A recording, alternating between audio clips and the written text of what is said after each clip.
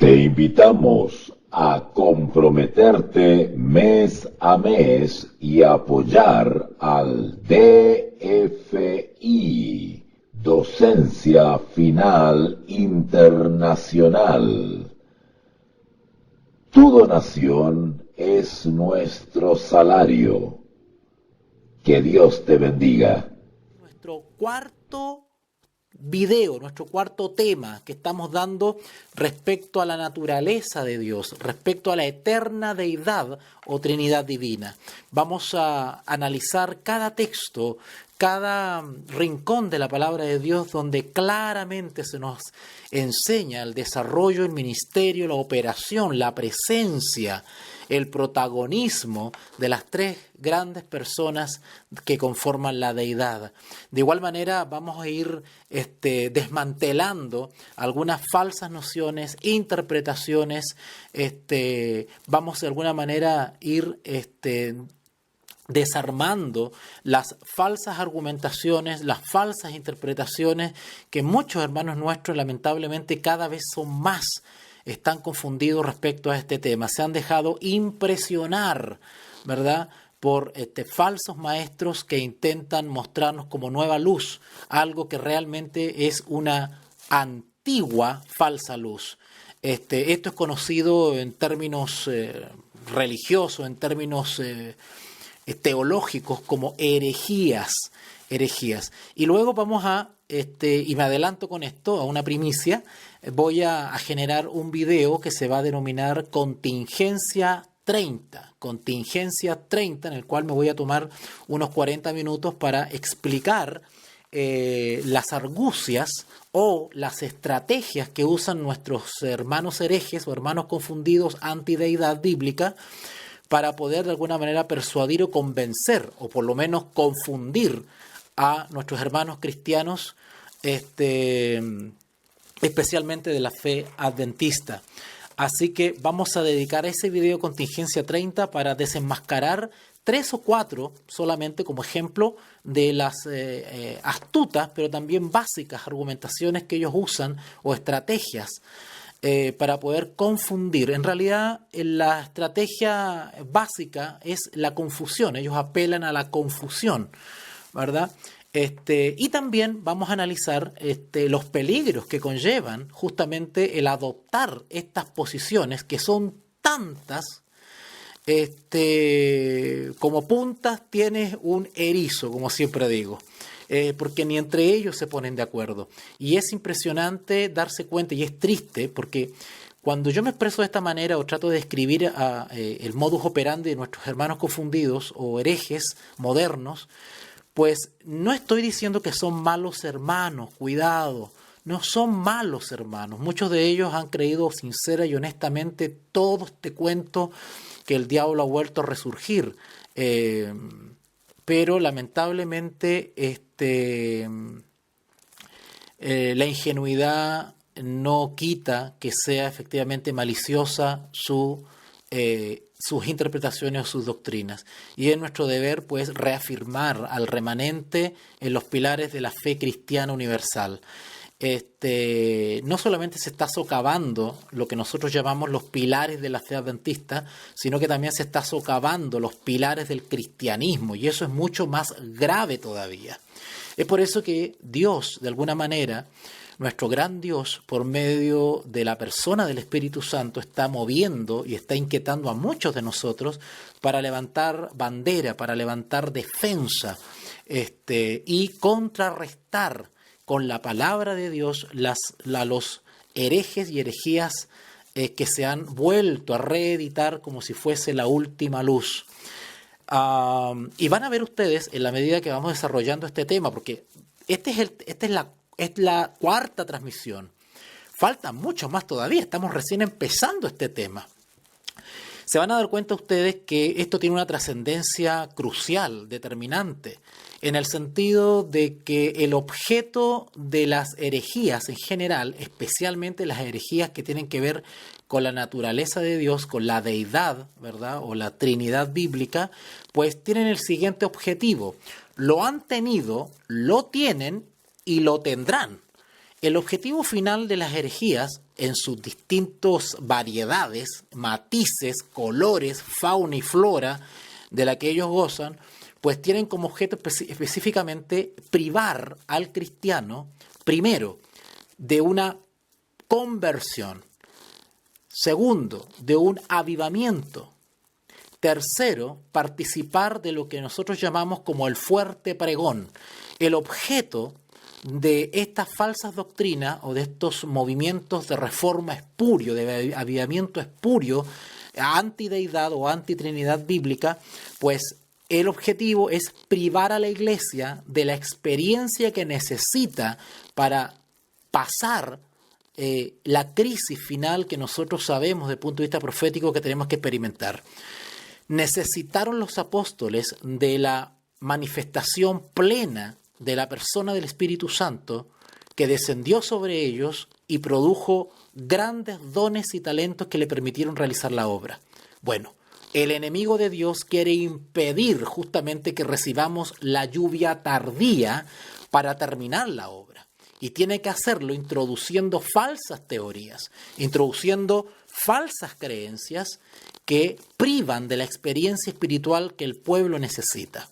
Si se está cuestionando constantemente o se está manoseando constantemente a la persona del Espíritu Santo, burlándose de ella, negándola, faltándole el respeto, blasfemando, como están haciendo muchos de nuestros hermanos confundidos, pues lo que están haciendo simplemente es darle un portazo en la cara a la tercera persona de la deidad bíblica, al Espíritu Santo.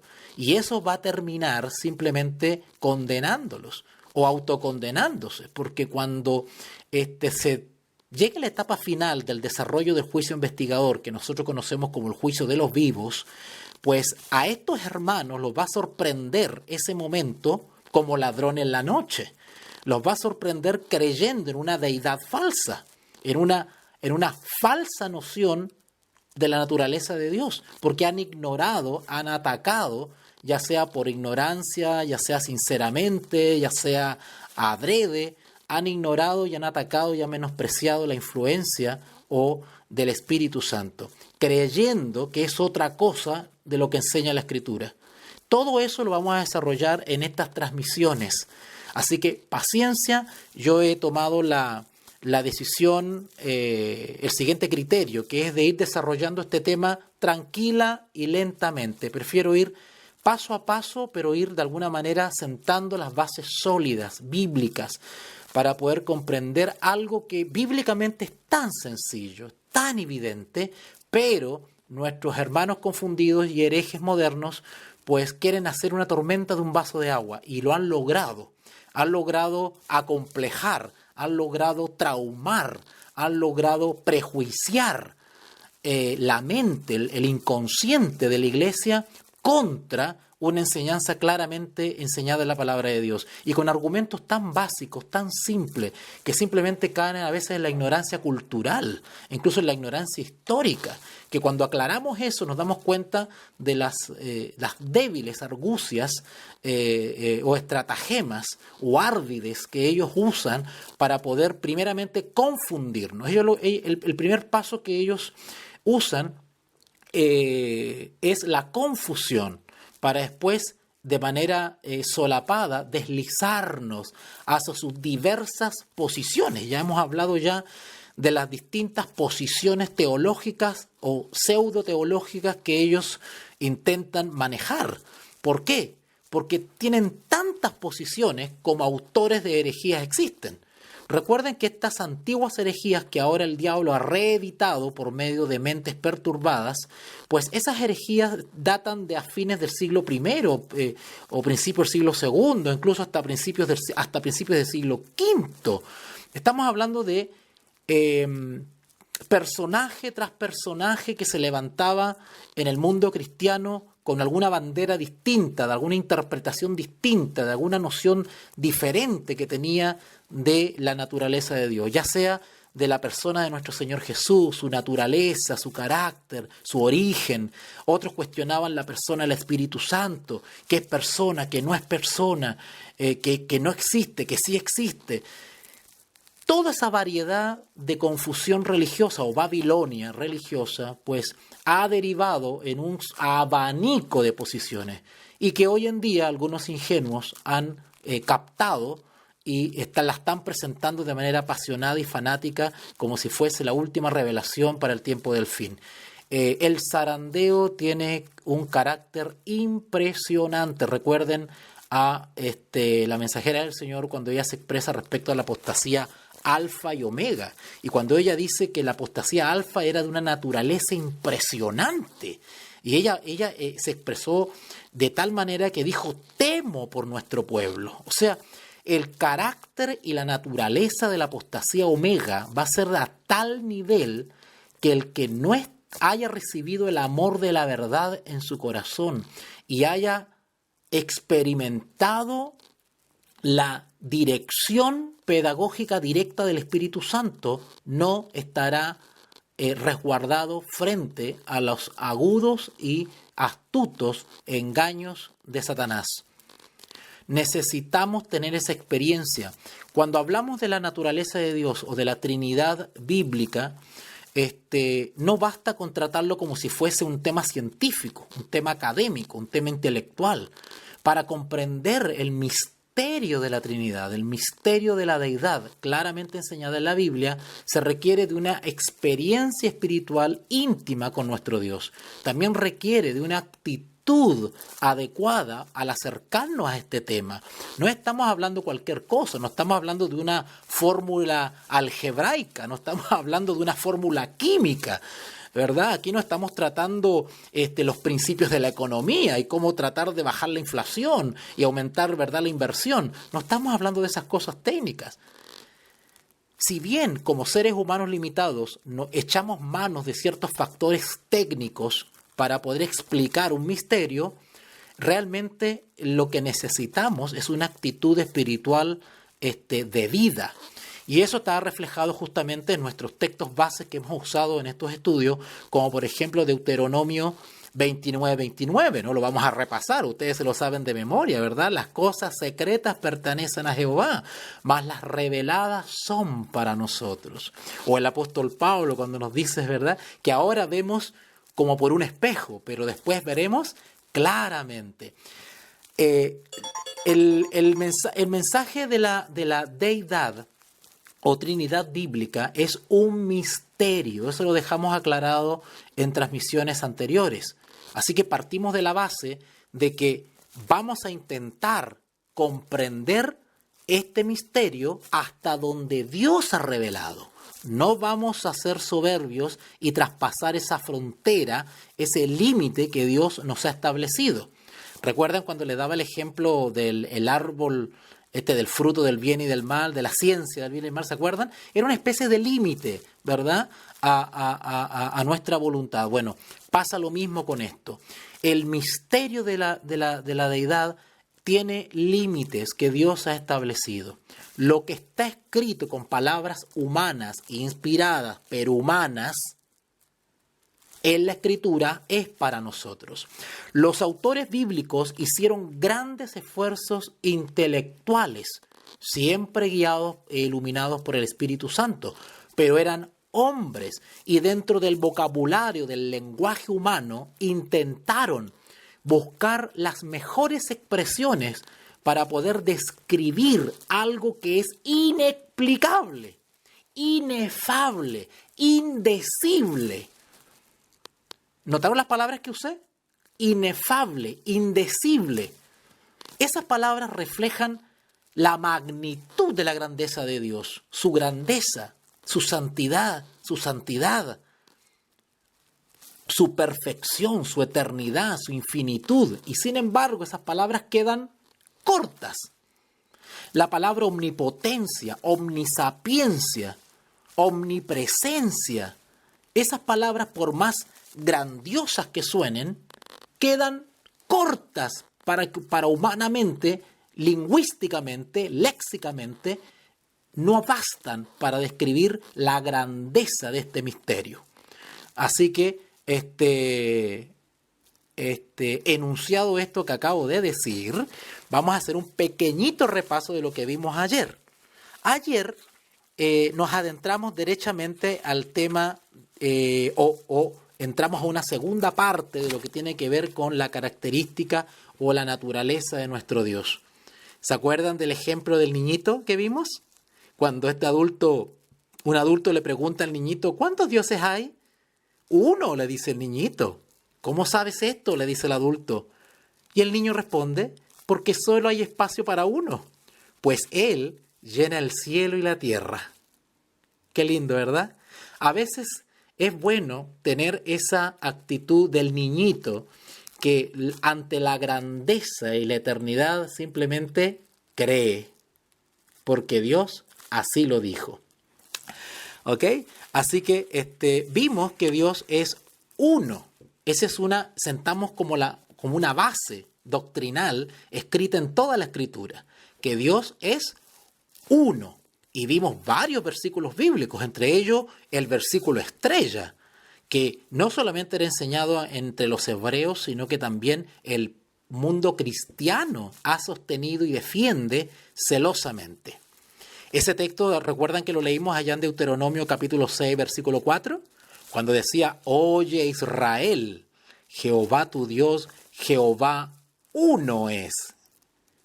Y vimos otros versículos similares a este, donde la Biblia confirma, incluso vimos textos del Nuevo Testamento, donde incluso el mismo Señor Jesús citaba justamente esta nota tónica de la Escritura de Deuteronomio 6.4, donde tanto el Antiguo Testamento como el Nuevo confirman este pilar fundamental de la fe cristiana de que Dios uno es. Oye Israel, Jehová tu Dios uno es. ¿Ok? Ok.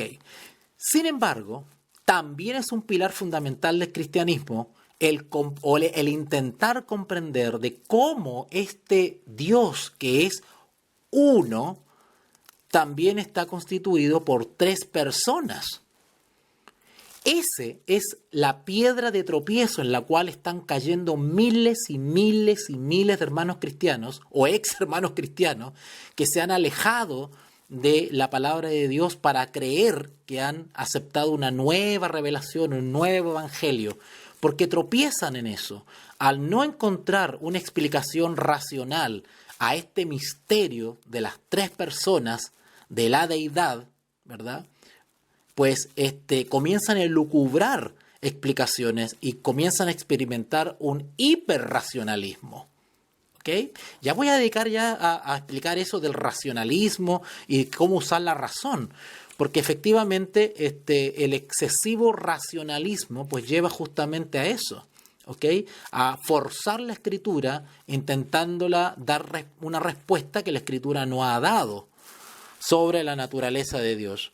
Pero también recalcamos, y vamos a verlo eso, recalcamos ayer también, de que Dios sigue siendo uno, siempre ha sido uno y siempre será uno. Pero a pesar de que Dios es uno, también tenemos que reconocer que Dios es uno, pero también hay más de uno que es Dios. ¡Wow! Parece que los metí en aprieto, ¿verdad? Todas estas expresiones y esta manera de expresar que estoy señalando, pues se han teñido de un prejuicio. Pero cuando los explicamos por medio de la palabra de Dios, queda claramente desenrollada esta madeja. Nosotros creemos en un Dios, Jehová uno es. Por lo tanto, estamos afirmando la unicidad de Dios. Nosotros creemos en un Dios verdadero. Sin embargo, parte de su naturaleza, parte de su deidad, también es la pluralidad. Es decir, este Dios único, ¿verdad? Este Dios único tiene una pluralidad. Hay más de uno que también es Dios. Y sin embargo, no son tres dioses, es un Dios. Estoy tratando de explicar con manzanitas para que nuestra mente pueda, de alguna manera limitada, poder comprender esto. ¿Ok? La pluralidad de Dios, que es una característica de su naturaleza, de la naturaleza de la deidad, pues tiene estas hermosas características inexplicables, este misterio, que como un Dios también puede ser plural. Y cuando digo plural, estoy diciendo que este único Dios, ¿verdad? También más de uno que también es Dios. Y sin embargo no son tres dioses, sino que es uno. Bueno, esto que acabo de explicar, o intentar explicar, no lo conciben algunos hermanos e inmediatamente por su falta de entendimiento o tal vez su falta de reconocimiento de que esto es un misterio, pues comienzan a ponerse violentos, agresivos y fanáticos y a acusar a aquellos que creemos en las tres personas de la deidad, a calumniar y acusarnos de ser paganos, politeístas, ¿ok? Que creemos en tres dioses, triteístas, cuando en realidad vamos a ver bíblicamente que los que se han alejado del cristianismo y están cayendo en el politeísmo, en el paganismo, incluso en la blasfemia, son justamente los hermanos confundidos. Vamos a dar vuelta a la tortilla porque nos están contando otro discurso y eso nos pasa y nos confunden. Y eso nos pasa justamente por ignorar los principios bíblicos de esta doctrina claramente enseñada en la palabra de Dios. Bueno, lo que vamos a ver hoy día, y ahora vamos entrando al desarrollo de esto, y voy a tratar de ser realmente algo bien conciso, porque me estoy extendiendo mucho en este estudio. Lo que vamos a ver hoy día es de que hay más de uno que es Dios. Suena raro decir eso, ¿no es cierto? Suena como sospechoso. Suena como sospechoso. Uno tiende conscientemente a decir, ¡ay, está hablando de tres dioses! ¿Verdad? No, tranquilo, que no nos roben nuestra paz, que no nos roben nuestra tranquilidad, que no nos perturben los hermanos confundidos.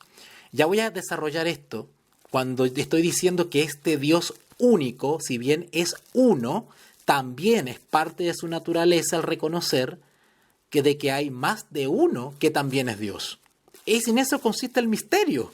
En eso consiste el misterio de la Trinidad bíblica.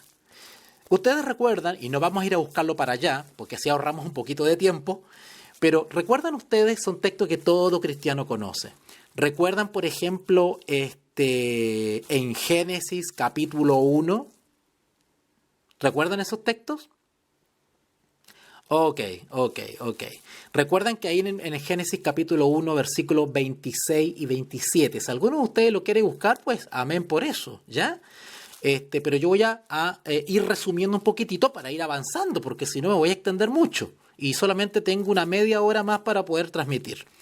Así que en Génesis capítulo 1, del versículo 26 al 27, dice claramente, entonces dijo Dios, hagamos al hombre a nuestra imagen, conforme a nuestra semejanza. Curioso que la palabra nuestra la encontramos 3 veces. No me quiero meter en numerología ni nada de eso, pero quiero hacer notar que nada de lo que está en la Escritura está por casualidad, ¿ok?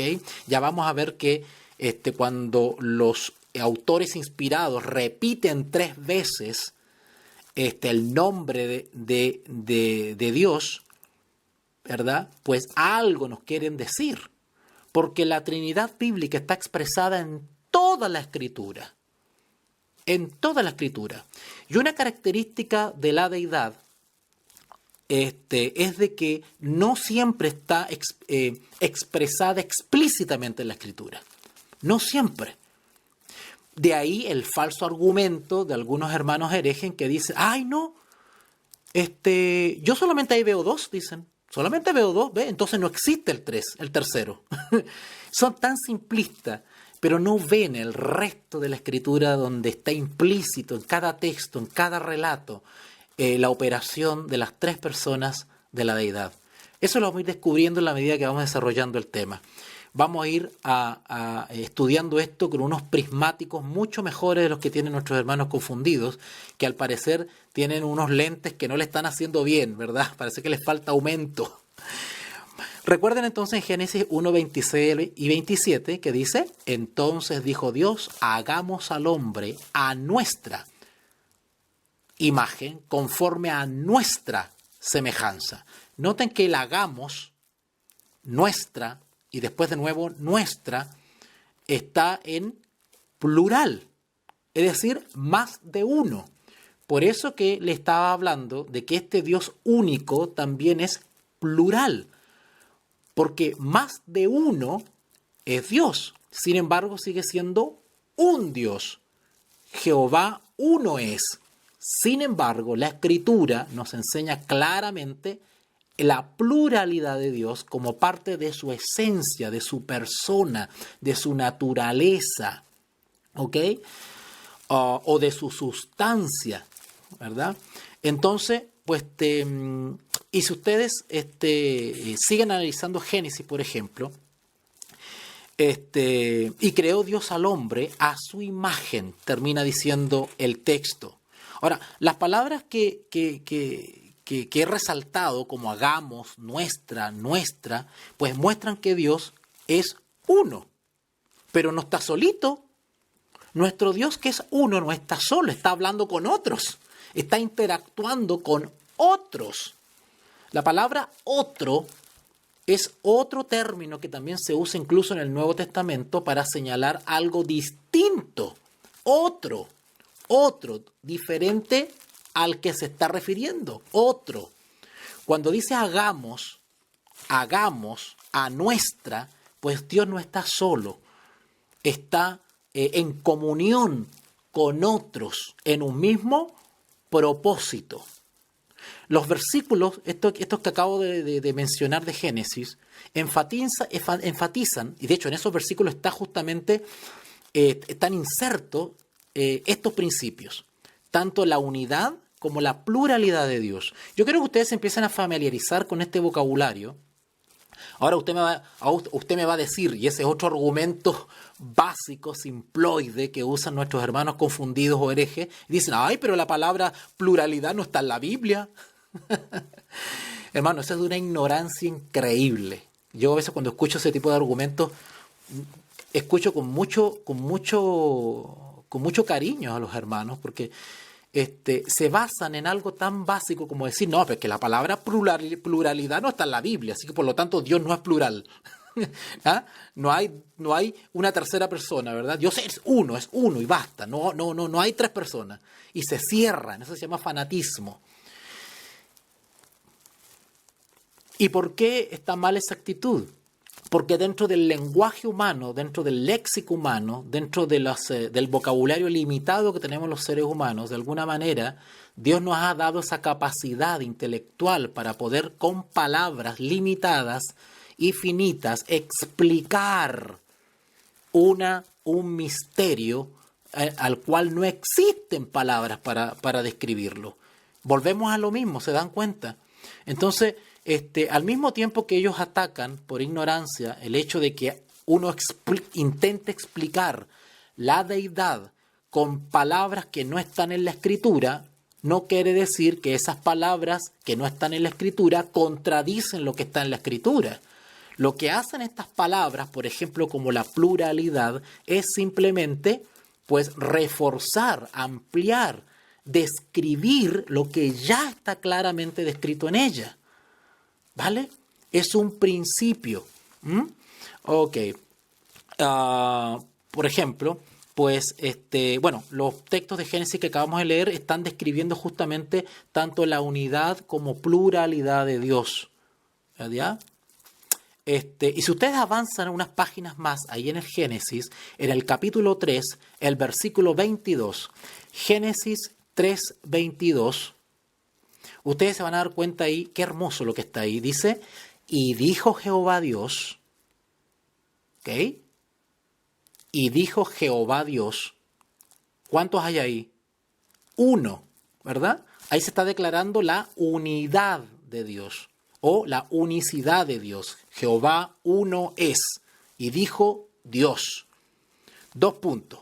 He aquí el hombre es como uno de nosotros, la pluralidad de Dios. Dios no está solo en la obra de la creación. Él no estaba solito. Participaban otros que también son Dios. y sin embargo Dios sigue siendo uno. ¿Ok? Ok. Y descendió Jehová y dijo Jehová, descendamos. Estoy leyendo Génesis capítulo 3, versículo 22, donde dice, he aquí el hombre es como uno de nosotros. Si avanzan un poquito en Génesis capítulo 11, versículos del 5 al 7. Si gustan, anoten. Pasa que yo no estoy buscando en la Biblia porque si no me voy a extender mucho. Quiero hacer un poquito más breve el estudio, ¿ya? Hacerlo más conciso. Pero anoten ahí Génesis capítulo 11, versículos del 5 al 7. Y ustedes van a leer lo siguiente. Y descendió Jehová. Más adelantito. Y dijo Jehová, descendamos. Otra vez en plural. Más de uno. Descendamos. ¿Notaron? Vamos a ir para allá mejor. Vamos a Génesis capítulo 11. A ver, vamos a tomar un minuto, pero para ir para allá y leerlo textualmente como está ahí. ¿Ya? Génesis capítulo 11, del versículo 5 al 7. Dice así, Génesis 11, del 5 al 7. Está hablando, por supuesto, del tema de la Torre de Babel. Y descendió Jehová para ver la ciudad. Descendió Jehová. Jehová uno es. Y la torre que edificaban los hijos de los hombres. Y dijo Jehová, uno es, ¿verdad? Jehová uno es. He aquí el pueblo es uno, y todos estos tienen un solo lenguaje, y han comenzado a hacer la obra, y nada les hará desistir ahora de lo que han pensado hacer. Ahora pues, llegó el momento de la acción, que Jehová actúe. Y dice, descendamos y confundamos, en plural, allí su lengua, para que ninguno entienda el habla de su compañero. ¿Ok? Solamente hay un Dios en todos estos pasajes. ¿Vale? Todo esto que acabamos de leer, solamente hay un Dios, describe a un Dios. ¿Ok? Y sin embargo, este Dios que es uno habla en plural. Habla como en compañía de otros. Hay más de uno que es Dios.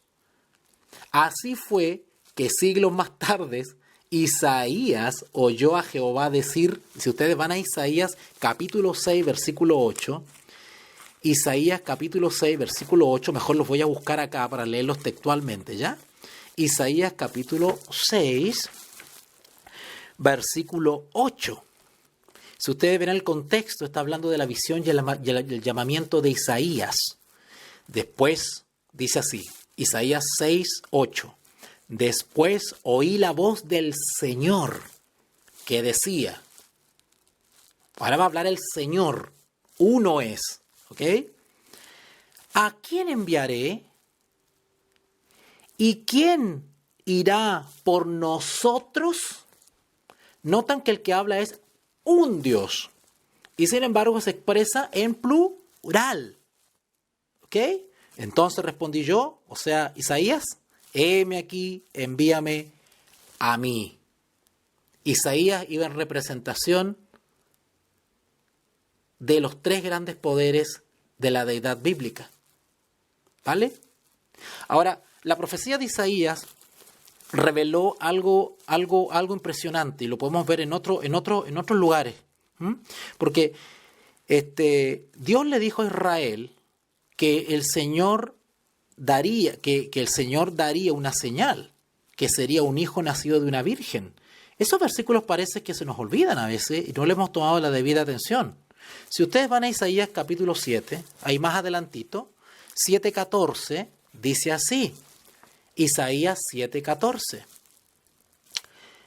Por tanto, el Señor mismo os dará señal.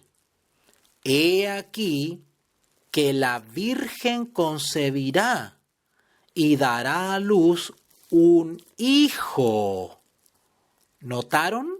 Hermano, estamos leyendo el Antiguo Testamento y ya hemos leído textos donde Dios no está solo.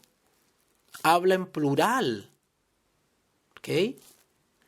Bueno, y aquí en este versículo comenzamos a descubrir quiénes son los otros. Isaías 7:14. Por tanto, el Señor mismo os dará señal. El Señor, cuando dice Señor, está hablando de Jehová. Uno es.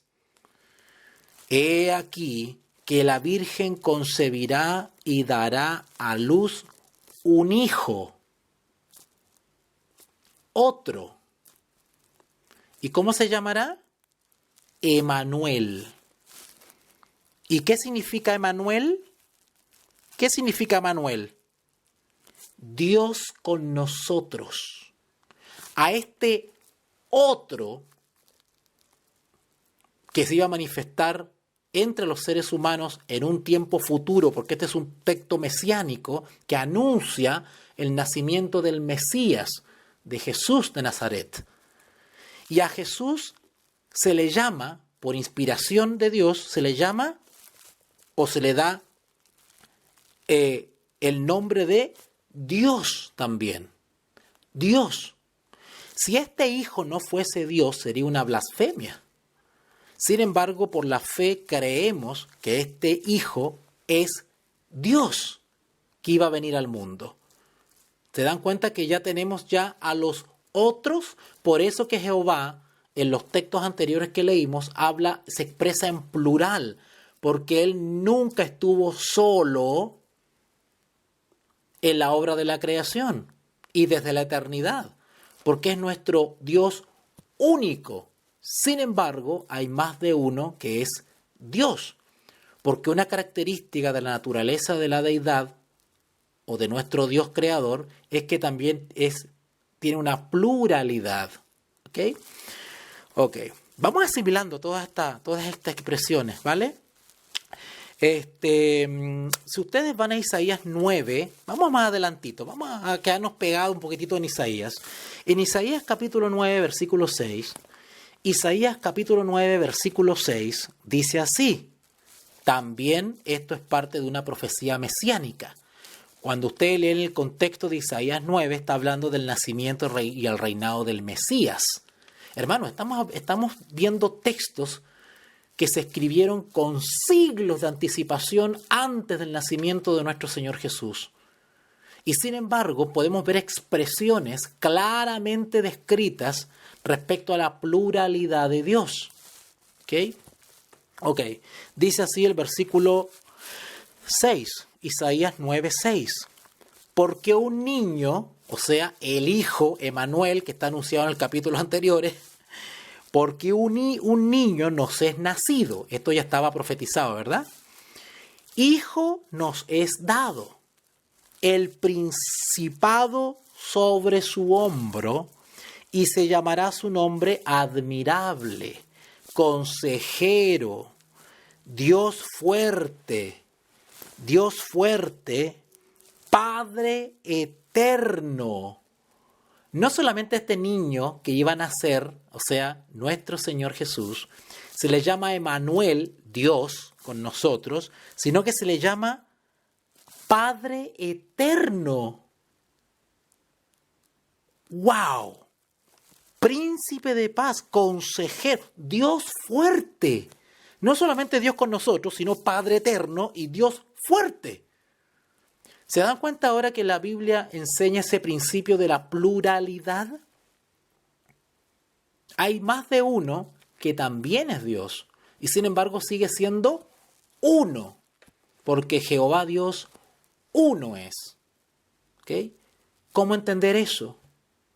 ¿Cómo entender eso?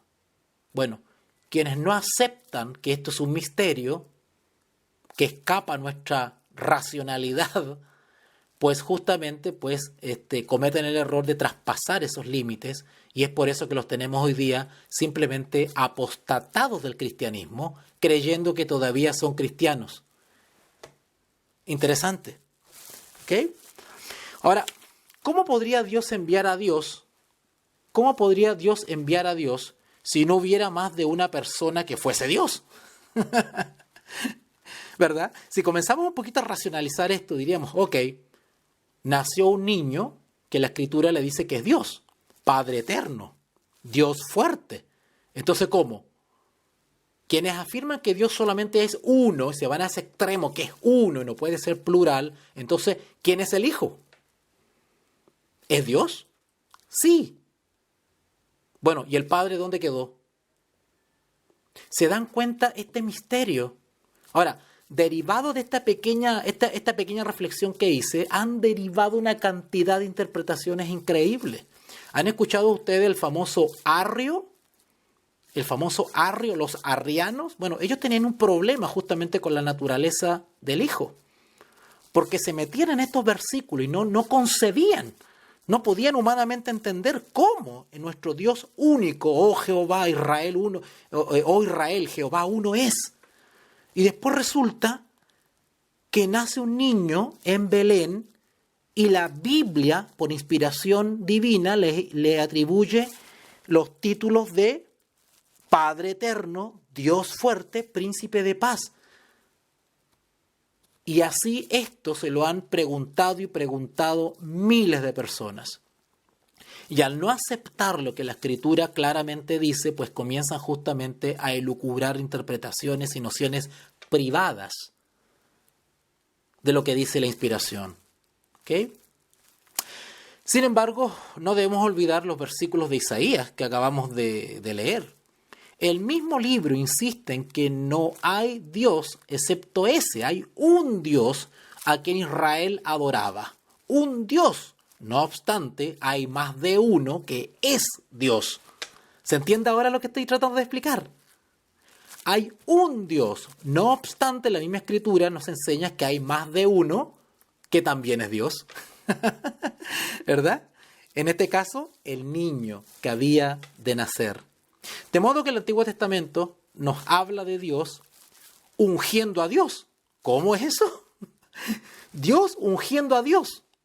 Claro, porque Dios, la palabra Dios, Padre, también se le aplica a nuestro Señor Jesús.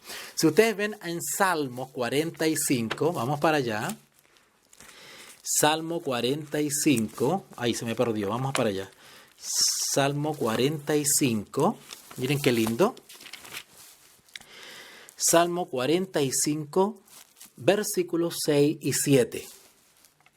Salmo 45, versículos 6 y 7. Dice así: Tu trono, oh Dios, es eterno y para siempre.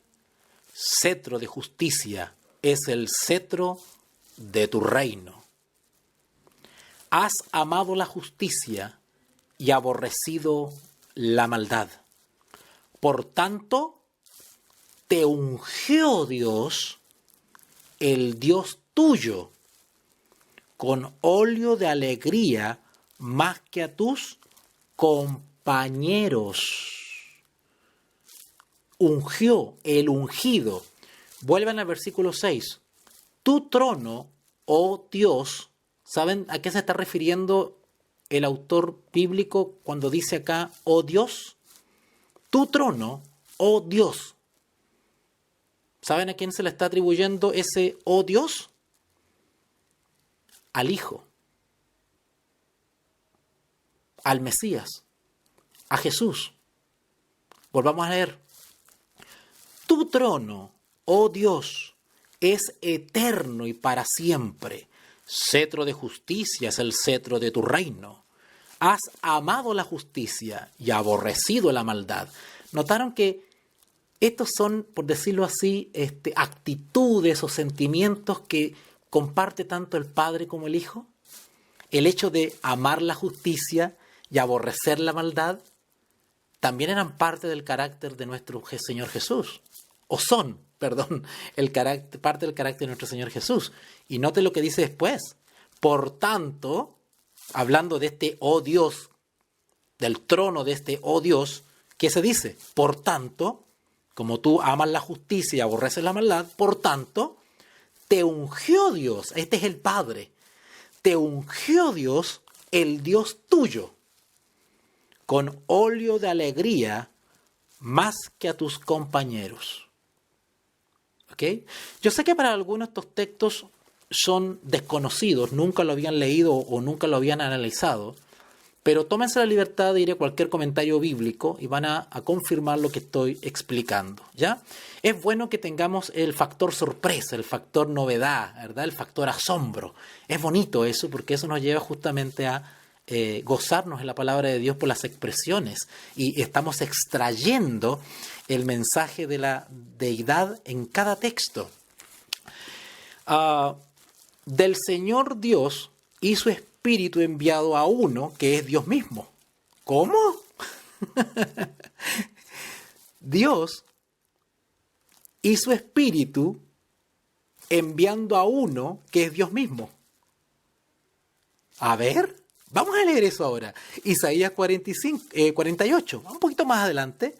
Esto es tremendo, hermanos, porque estos son justamente los textos que no ven algunos hermanos. Porque hay que leer entre líneas y uno va por la dirección del Espíritu Santo viendo con discernimiento claramente la deidad en la palabra de Dios. La verdadera deidad, no la deidad torcida que están creyendo algunos hermanos, apartándose del cristianismo. En Isaías capítulo 48, versículo 16, vamos a ver algo impresionante, porque acuérdense el contexto de lo que venimos hablando de la pluralidad de Dios. Hagamos al hombre a nuestra semejanza. Y estamos analizando algunos textos donde están apareciendo, ¿verdad? Estamos desarrollando justamente la pluralidad de Dios. Así que vamos a ver eso, porque ya vimos al principio que Dios es uno, pero ahora estamos viendo bíblicamente que también hay una pluralidad. Si ustedes van otra vez, perdón, si ya lo había dicho ya, Isaías 48, versículos 16, 48... estoy en Salmo, perdón, hermano, me perdí un poquito aquí. Isaías 48, versículos 16 y 17, pero vamos a leer del 13 mejor, ¿ya? Isaías 48, 13, para que podamos entender el contexto. ¿Okay? Bueno, si ustedes ven el contexto, la versión Reina Valera titula este capítulo Dios reprende la infidelidad de Israel. Y ustedes pueden leer el capítulo completo y es hermoso. Pero vamos a empezar a leer desde el 13 para ir descubriendo la pluralidad de Dios. ¿Okay? Es decir, que la deidad, ¿verdad? Dios es uno y sin embargo hay más de uno que también es Dios. Y sigue siendo un Dios. Jehová uno es. Y la Biblia enseña eso, lo estamos viendo ahora. En el versículo 13 en adelante dice así, Isaías 48, 13. Mi mano fundó también la tierra, y mi mano derecha midió los cielos con el palmo. ¡Wow! Obviamente aquí estamos viendo este tremendo atributo, este poder creador de los cielos y de la tierra.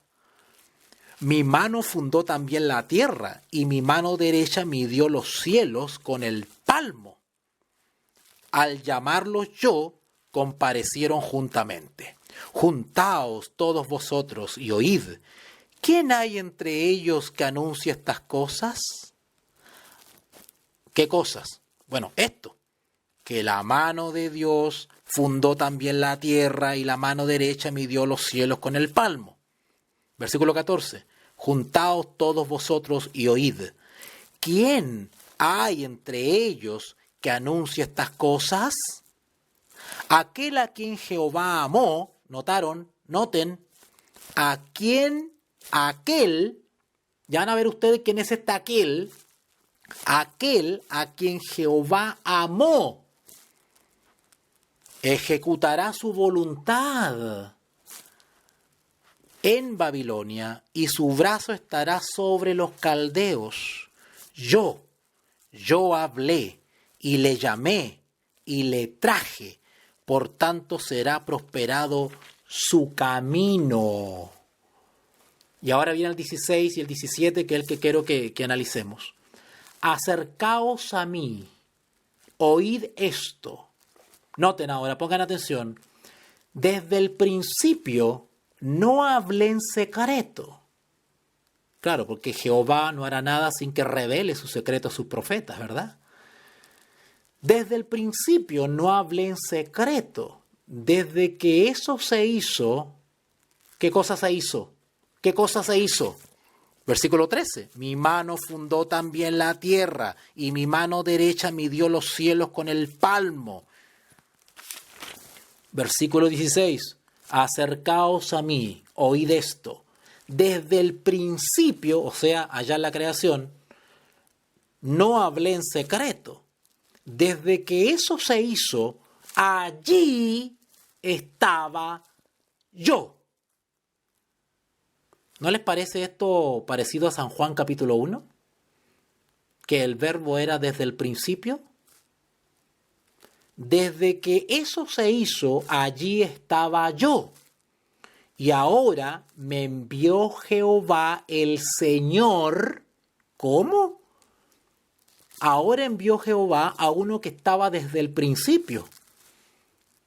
¿Y qué le envió? Ahora me envió Jehová el Señor. ¿Y qué más envió? ¿Qué más envió? Y su espíritu.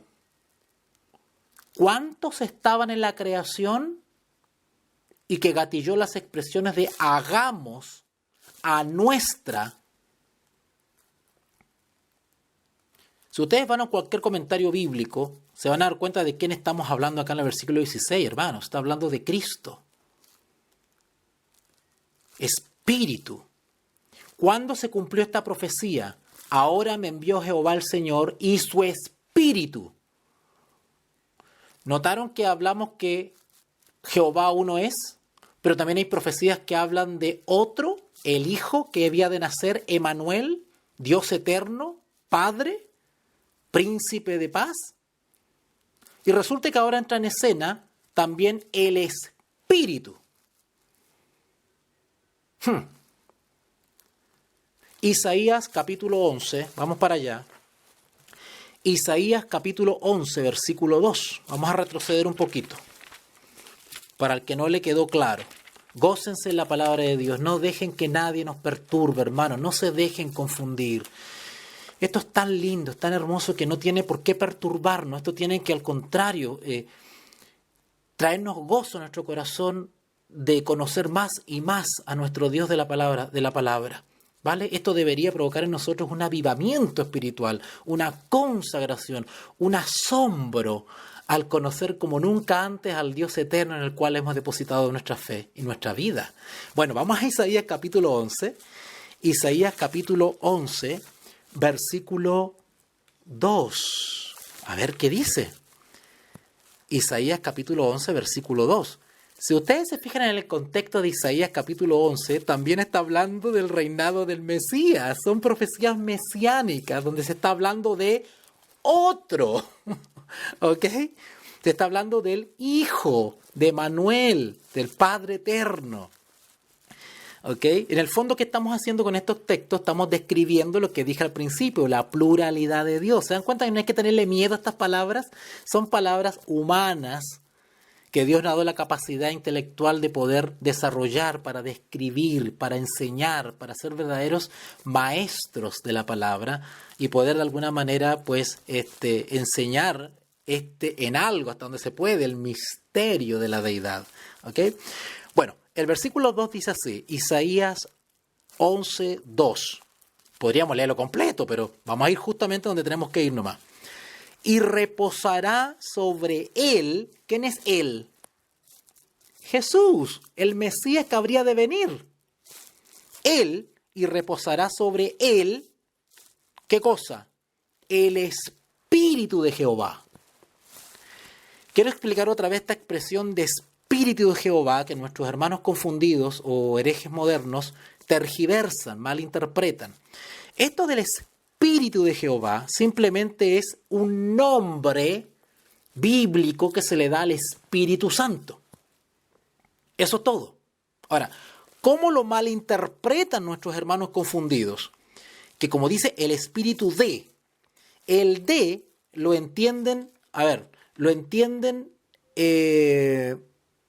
no como lo entienden, lo interpretan que es de origen. El origen del Espíritu es el trono de Dios, ¿verdad? Ese es el origen, de ahí viene el Espíritu, porque es Dios quien lo da, quien lo otorga, quien lo envía, ¿ok? Solo que nuestros hermanos confundidos despersonalizan este espíritu, porque nuestros hermanos desconocen la personalidad, las características personales que tiene este espíritu que viene de Jehová. Hay otra expresión bíblica en el Nuevo Testamento que dice el espíritu de Cristo. Entonces dicen, ay, ve, no hay un tercero, no hay una tercera persona que integra la deidad, sino que es el mismo Cristo, dicen ellos. ¿Verdad? Entonces aquí tendrían que decir, no, es el Padre mismo, ¿verdad? Porque también al Espíritu Santo se le llama Espíritu de Jehová, Espíritu de Cristo. Pero eso no quiere decir, ¿verdad? Que no existe el Espíritu como persona. Lo que pasa es que ellos, el Espíritu, al no tener cuerpo físico o forma física, o en otras palabras, al no hacerse carne o actuar no en carne, entonces ellos desconocen que sea una persona. O sea, para que sea persona, ¿verdad?, tiene que tener o haber tenido cuerpo físico. Ese es el enredo que tiene esta gente. Pero aquí en la Escritura, y vamos a ver muchos más textos, donde en toda la Biblia, desde Génesis hasta Apocalipsis, se describe la operación y el ministerio del Espíritu Santo, si bien no tiene forma física, pero actúa y opera como una persona. ¿Verdad? Es una persona. Ok, dice el versículo 2, Isaías 11:2, y reposará sobre él, sobre el Mesías, el Espíritu de Jehová. Claro, dice de Jehová porque es Jehová quien lo envía. Esa es la procedencia, eso quiere decir esa expresión, la procedencia. ¿Okay? Espíritu de sabiduría y de inteligencia, espíritu de consejo y de poder, espíritu de conocimiento y de temor de Jehová. ¿Ok? Noten que dice sabiduría, inteligencia, consejo, poder, conocimiento y temor de Jehová. ¡Qué hermoso! Son todos atribuciones o dones que el Espíritu de Dios, el Espíritu de Cristo, el Espíritu de Jehová, el Espíritu Santo, el Consolador, los 7 Espíritus, la lluvia temprana y tardía, proporciona al que por la fe lo recibe. Todo aquel sobre el cual es derramado el Espíritu de Jehová, pues manifiesta los frutos de la presencia del Espíritu, que es sabiduría, inteligencia, consejo y poder, conocimiento. ¿Se acuerdan que en Hechos capítulo 1 se da la promesa de qué? ¿Se da la promesa de qué? Del Espíritu. Y como resultado del Espíritu, ¿qué le iba a pasar a la iglesia? Iba a recibir ¿qué? Poder. ¿Se acuerdan que cuando los apóstoles llenos del Espíritu Santo hablaban con poder y persuadían y la gente se sorprendía cómo estos pescadores hablan así con tanto poder? Porque el Espíritu Santo les daba sabiduría, les dio las capacidades que no tenían. Dice conocimiento, temor de Jehová. Todo eso lo pueden ver descrito ustedes, manifestado en la vida de los apóstoles cuando recibieron el Espíritu. Cuando ascendió Jesús, Jesús prometió antes que no lo iba a dejar solo, iba a enviar otro. Y ese otro iba a actuar como una persona, orientando, capacitando, aconsejando. Se iba a entristecer, iba a hablar, iba a indicar. ¿Ok? Ok. Vamos entonces ahora ahí mismo en Isaías. Vamos ahí mismo a Isaías 42:1. Vamos al 42:1. A ver, ¿qué nos puede decir? Isaías 42:1. Dice así. Otra vez profecías mesiánicas. ¡Wow! He aquí mi siervo. Yo le sostendré. Mi escogido, en quien mi alma tiene contentamiento. ¿De quién está hablando? ¿De quién está hablando? De Jesús, que también es llamado Padre. ¿Se dan cuenta que bíblicamente estamos probando la pluralidad de Dios? Dios, Jehová, oye Israel, Jehová uno es. Estamos claros en eso. Sin embargo, ¿en qué consiste el misterio? En que también es parte de la naturaleza de Dios, de su esencia, que también es plural. Hay más de uno que también es Dios. Y sin embargo sigue siendo uno. Ese es el misterio. Ahora cuando dice hagamos al hombre a nuestra semejanza, ¿verdad? Descendamos, ¿verdad? En Génesis, pues está hablando de esa pluralidad, porque hay 3 personas que conforman la deidad. Está claramente enseñado en la Escritura. Isaías 42, 1. He aquí mi siervo, yo le sostendré, mi escogido, en quien mi alma tiene contentamiento. ¿Recuerdan que esta expresión también se pronunció cuando Jesús estaba en el Jordán? ¿Recuerdan? Ok. ¿Qué dice? ¿Qué más dice? He puesto sobre él mi espíritu, él traerá justicia a las naciones. ¿Notaron? ¿Notaron la pluralidad de Dios ahí? ¿Notaron? El problema radica, la confusión de nuestros hermanos radica en el mal entendimiento que tienen de la expresión el Espíritu de Jehová, el Espíritu de Cristo. Pondré sobre él mi espíritu. Automáticamente al entender mal esa expresión, despersonalizan o ignoran a un tercero que es parte de la deidad. Ahí radica el engaño o la confusión de muchos hermanos y hermanas confundidas que ignoran la personalidad del Espíritu Santo, y eso es gravísimo. Ya les prometí ya que voy a desarrollar un video, el Contingencia 30, donde voy a hablar los peligros de esa posición. Es suicida realmente argumentar o creer de esa manera. Vamos por favor ahora a Isaías 61. Vamos a adelantarnos un poquito. ¡Wow! Nos quedamos pegados en Isaías. ¡Qué tremendo! Y eso que solamente estamos viendo Isaías. Isaías capítulo 61. Isaías 61, versículos 1 al 3. Vamos a Isaías 61, versículos del 1 al 3. Dice así, también palabras proféticas que tienen su correspondencia en el Nuevo Testamento. Versículo 1. El Espíritu de Jehová, el Señor, está sobre mí. Quiero agregar un poquito más a esto de la expresión Espíritu de Jehová, ¿verdad? Que tan mal tuercen y entienden nuestros hermanos confundidos. Cuando dice el Espíritu de Jehová, simplemente está diciendo algo que toda la Escritura enseña.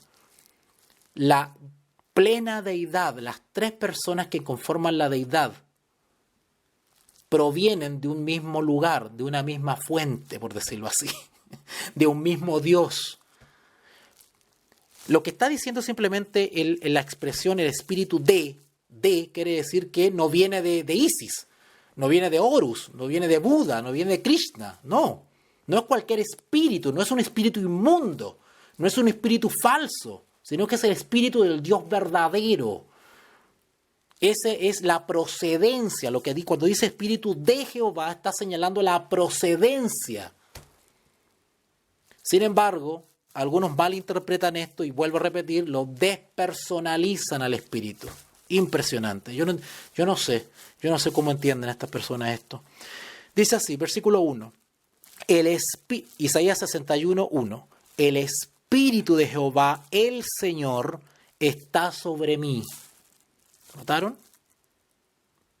Porque me ungió Jehová.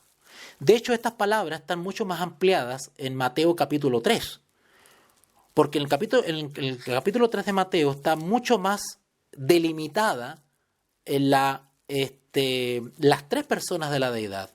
¿Se acuerdan cuando dice que el Padre habló del cielo, desciende el Espíritu y Jesús está en el Jordán? O sea, ahí está mucho más clarito que este texto que estamos leyendo, pero ambos se complementan, solo que el de Mateo es mucho más clarificador que este de Isaías 61:1. Pero estamos hablando del mismo texto, de la misma profecía. el Espíritu de Jehová el Señor está sobre mí, porque me ungió Jehová. Claro, este Jehová es Dios Padre que está en el cielo y pronuncia las palabras. ¿Se acuerdan cuando dice, este es mi Hijo amado, verdad? Este es mi Hijo amado. Bueno, esto está pasando acá.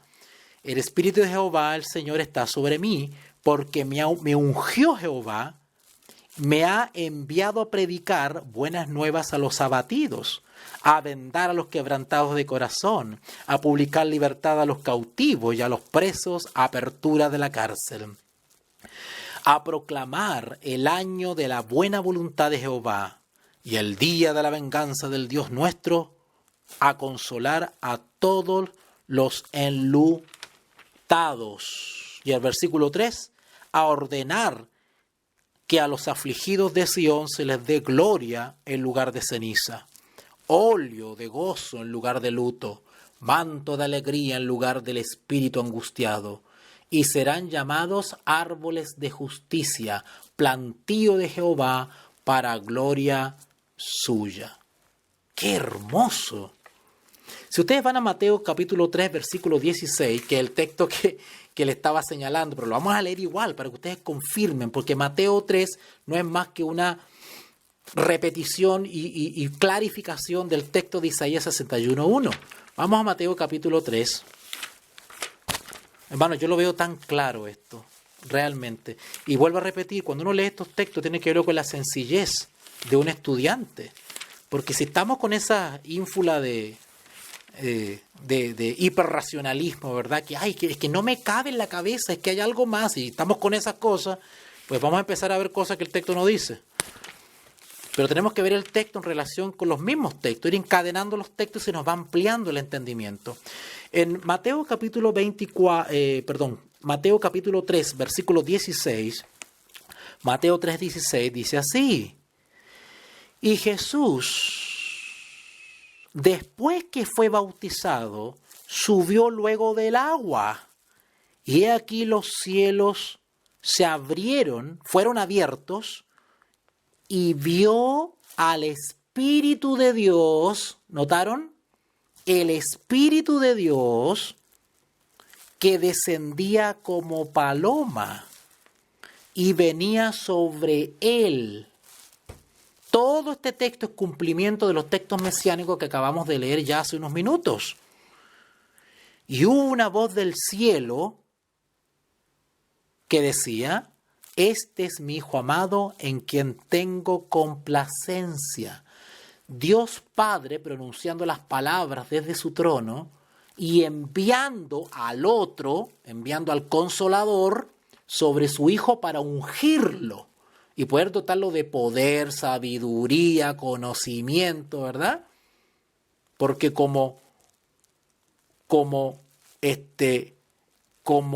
Dios hecho hombre y ser partícipe de la naturaleza humana, también necesitaba ser capacitado, igual que nosotros ahora, ¿verdad? Porque compartía nuestra naturaleza humana, del Espíritu Santo para poder realizar su obra. De igual manera nosotros, en la carne, en esta naturaleza caída, necesitamos que descienda sobre nosotros este Espíritu de Dios, el Espíritu Santo, el Consolador, para poder hacer las obras de Cristo. ¿Se dan cuenta? Que el proceso y la experiencia espiritual es la misma por la cual pasó nuestro Maestro, porque Él vino justamente a darnos ejemplo. Versículo 17, Mateo 3:17. Y hubo una voz del cielo, de los cielos, que decía: este es mi Hijo amado, en quien tengo complacencia. Si ustedes van a Lucas capítulo 4, dice así. Ya me pasé el tiempo, pero bueno, yo creo que ha valido la pena. Lucas capítulo 4. Disculpen el sonido del teléfono, hermano, porque me está llamando mi mamá y no le avisé que iba a estar ocupadito. Lucas capítulo 4, versículos 18 en adelante.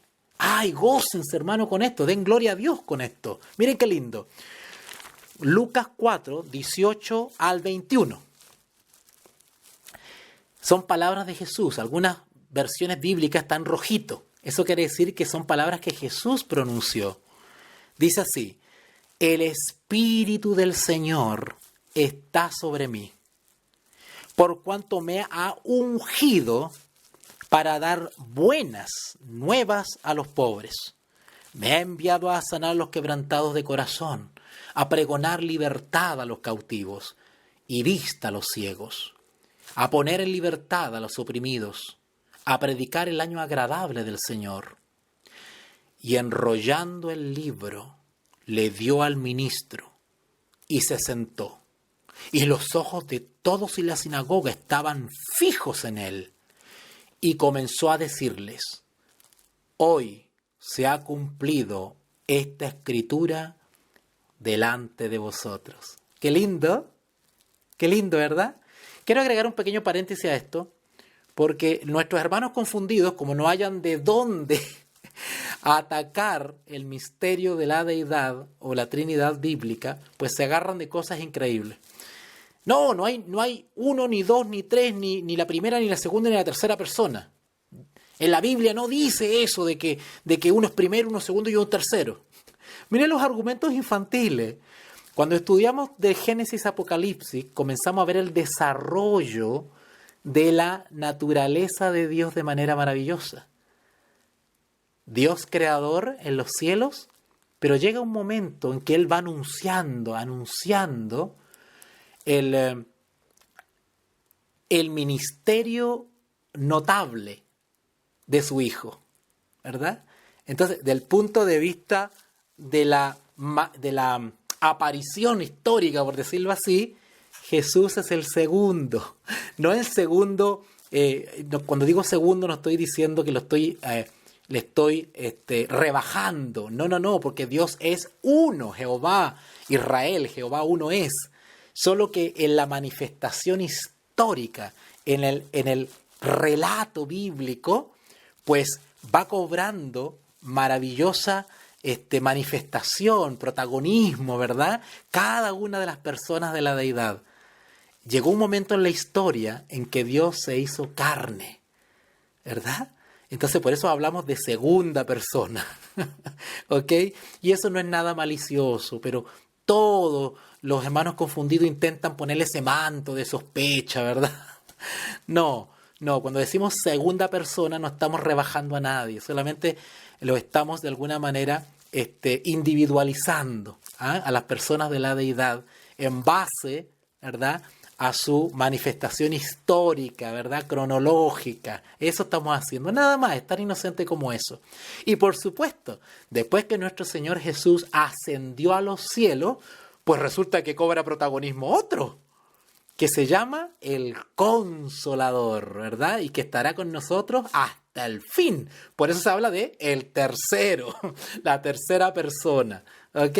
Es una manera pedagógica, es una manera didáctica, ¿verdad?, de poder individualizar a las tres personas de la deidad bíblica, ¿ya? Así que no le metan miedo, que no le metan prejuicio con cosas tan simples y tan sencillas como ese, que han resultado de tanta bendición para nuestro intelecto, para nuestra enseñanza, ¿ya? Busquemos un par de textos más y ya con eso vamos a ir cerrando la transmisión de hoy. Vamos a Juan, capítulo 1. A mí me encanta el libro de Juan, ¿eh? Déjame decirle. Juan, capítulo 1. Juan, capítulo 1. Versículos 32 y 33. Juan, capítulo 1, versículos 32 y 33. Dice así: y yo no le conocía, mas para que fuese manifestado Israel, por esto vine yo bautizando con agua. También dio Juan testimonio diciendo: vi, acá hay un testigo humano, vi al Espíritu que descendía del cielo como paloma. Juan el Bautista lo que hizo fue individualizar al Espíritu, que era distinto del Padre que estaba en los cielos pronunciando unas palabras que Juan también escuchó. ¿Ok? También dio Juan testimonio diciendo, estoy en Juan 1:32, vi al Espíritu que descendía del cielo como paloma y permaneció sobre él. Y yo le conocía, pero él que me envió a bautizar con agua, aquel me dijo, sobre quien veas descender el Espíritu y que permanece sobre él, ese es el que bautiza con el Espíritu Santo. ¡Qué hermoso! ¿Se dan cuenta que la pluralidad de Dios y las tres personas de la deidad bíblica están repartidas entre los textos? Y que solamente hay que leerlo con devoción y con amor, y están claramente ahí, saltan a la vista. Llegan a brillar, hermanos, de los versículos. Último texto, Hechos capítulo 10. Hechos capítulo 10. Hechos capítulo 10, versículo 38. Hechos capítulo 10, versículo 38. Dice así: como Dios ungió con el Espíritu Santo. ¿Notaron? ¿Notaron que aquí ya no es el Espíritu de Cristo, el Espíritu de Jehová, el Espíritu de Dios, sino que ahora es el Espíritu Santo, es el mismo? Pero acá se están nombrando dos. Yo veo dos aquí. Yo veo a dos personas que conforman la Trinidad bíblica. Como Dios ungió con el Espíritu Santo y con poder, ¿a quién? A Jesús de Nazaret. Las tres personas de la deidad. ¡Qué hermoso!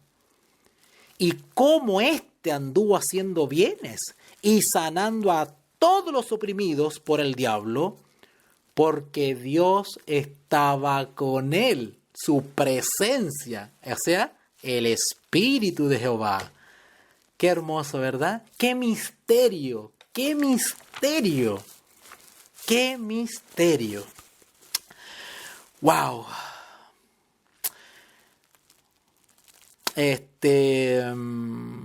Queridos amigos, queridos hermanos, vamos a dejarlo hasta acá. Mire que me pasé por 20 minutos.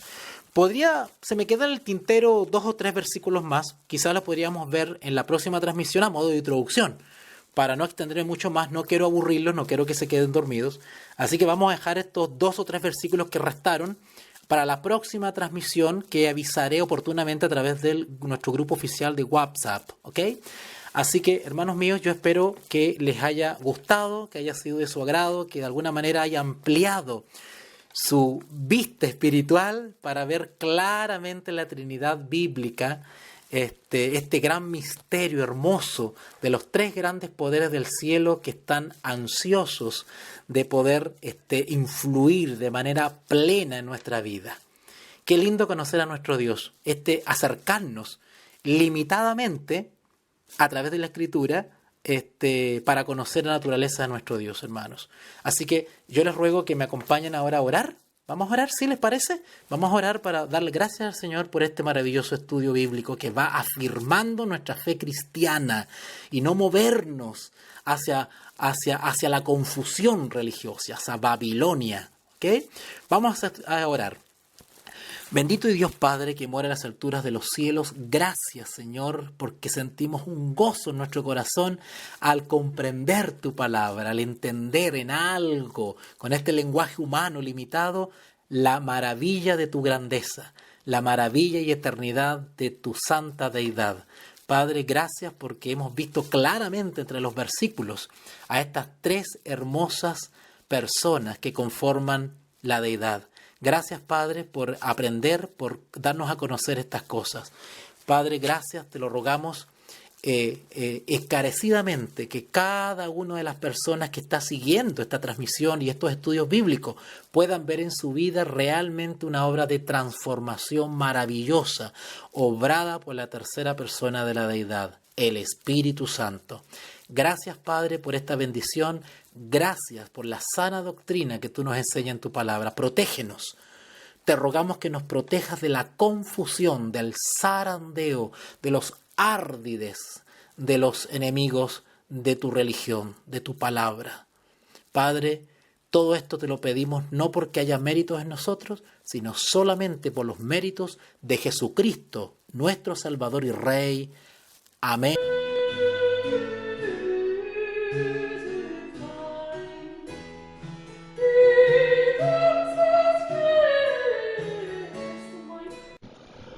Te invitamos a comprometerte mes a mes y apoyar al DFI, Docencia Final Internacional.